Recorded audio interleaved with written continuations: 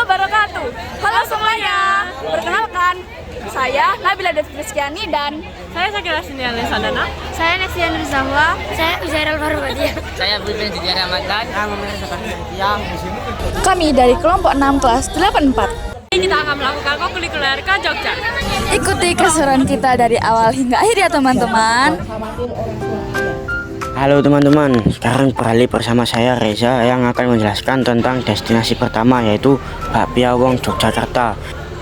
Bakpia Wong Jogja atau sering disebut Bakpia Wong Keraton adalah merek oleh-oleh bakpia populer dari Yogyakarta yang didirikan oleh Teddy Wijaya dan Baim Wong atau Muhammad Ibrahim di tahun 2018, menawarkan berbagai varian bakpia dengan tekstur renyah dan isi lembut, menjadikannya pesaing kuat di pasar oleh-oleh Jogja.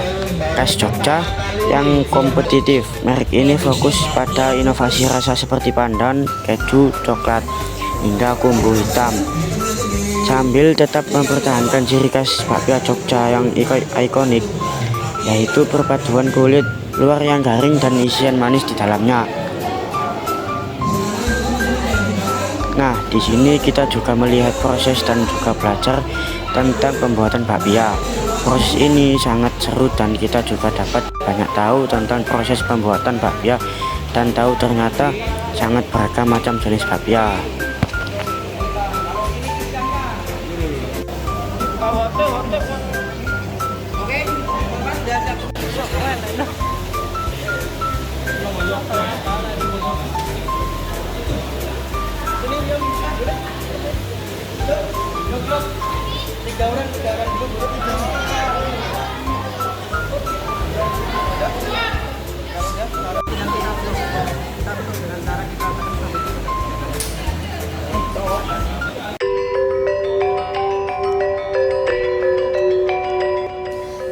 Hai teman-teman, sekarang beralih lagi bersama saya Devki yang akan menjelaskan tentang destinasi kedua.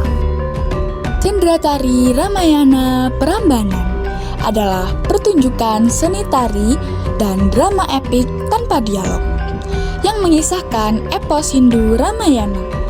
Dipentaskan di dekat Candi Prambanan dengan latar belakang candi yang megah, menampilkan visualisasi cerita Rama yang menyelamatkan Sinta dari Rahwana melalui gerakan tari Jawa, musik gamelan, kostum kaya warna, dan efek pencahayaan spektakuler.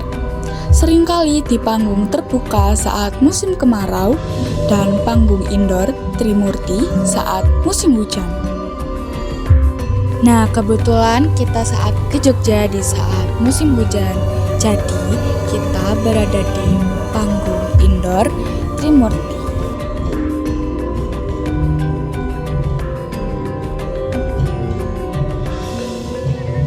Nah, Cendratari Ramayana ini menceritakan tentang perjuangan cinta, kesetiaan, dan kebenaran.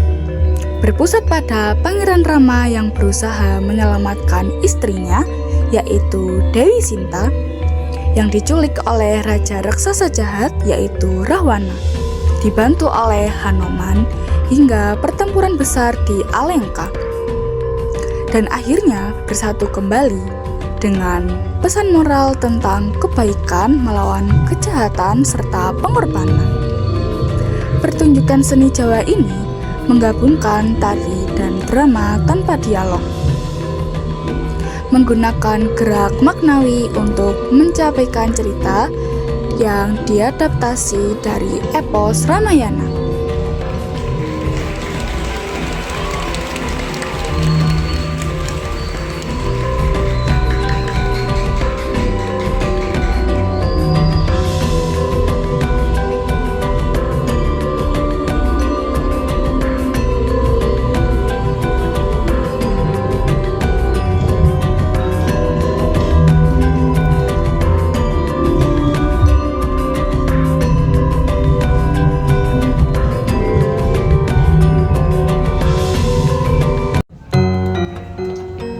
Halo teman-teman, sekarang kalian akan berbicara dengan saya Sakila Sindiani Sadana.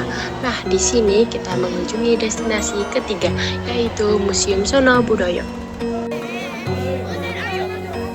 Museum Solo Budaya adalah museum budaya Jawa terlengkap di Yogyakarta, menyimpan ribuan koleksi seperti keris, wayang, topeng, dan juga artefak kuno, serta menawarkan pengalaman interaktif seperti penunjukan wayang kulit, wayang topeng, dan wayang kulit, bioskop edukatif, dan workshop membatik dengan bangunan bersejarah yang memandukan arsitektur Jawa dan kolonial.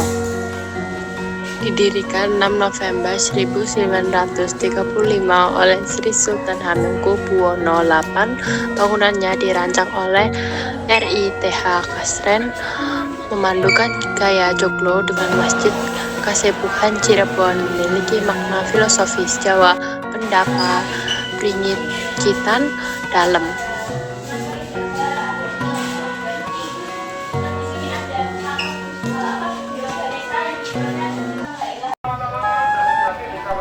Halo teman-teman, sekarang beralih bersama saya Nestia yang akan menjelaskan tentang destinasi keempat, yaitu Keraton Yogyakarta.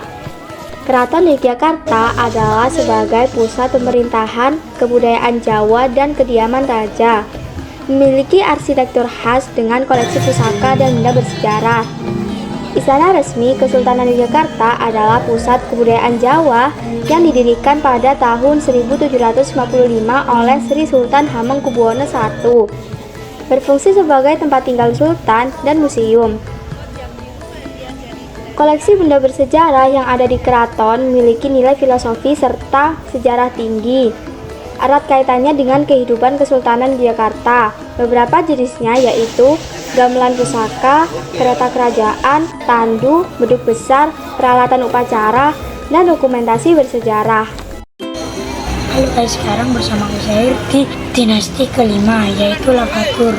Kita menaiki jeep petualangan off-road ekstrim melewati jalur vulkanik Gunung Merapi yang menantang, merasakan guncangan hebat melalui sungai dangkal di Kali Kuning, membuat kita basah. Mengunjungi spot ikonik seperti Batu Alian dan Museum Sisa Hartaku. Museum mini di lereng Bukit Merapi, Kepuharjo, Sleman D. Museum Sisa Hartaku yang menyimpan koleksi barang-barang peninggalan dari letusan dahsyat tahun 2010 seperti peralatan rumah tangga yang meleleh, rangka motor atau sepeda, dan kerangka hewan ternak sebagai pengingat kekuatan alam, simbol perjuangan warga dan media edukasi bencana alam. Batu Alien di Lavatur Merapi adalah memiliki bongkahan batu raksasa peninggalan erupsi 2010 yang berbentuk mirip wajah manusia atau makhluk asing karena ukiran alami dari luap lahar panas.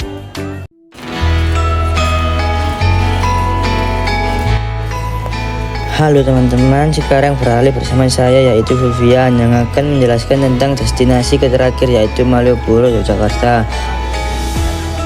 Malioboro adalah jantung budaya dan pariwisata Yogyakarta, sebuah jalur legendaris yang menghubungkan keraton dengan Tugu, terkenal dengan wisata belanja, kuliner khas, angkringan, kopi jos, gudeg, perdagangan kaki lima yang dinamis, bangunan bersejarah bergaya kolonial, serta suasana budaya Jawa yang kental. Sejak lama menjadi poros utama kota, jalan ini menawarkan pengalaman unik dari transaksi tawar-menawar, musik jalanan hingga menjadi saksi sejarah perjuangan kemerdekaan, menjadikannya destinasi wajib bagi wisatawan yang mencari ikon kota Jogja. Oke teman-teman, di sini ini kita sedang perjalanan pulang ke SMP Negeri 1 Sedati Sidoarjo.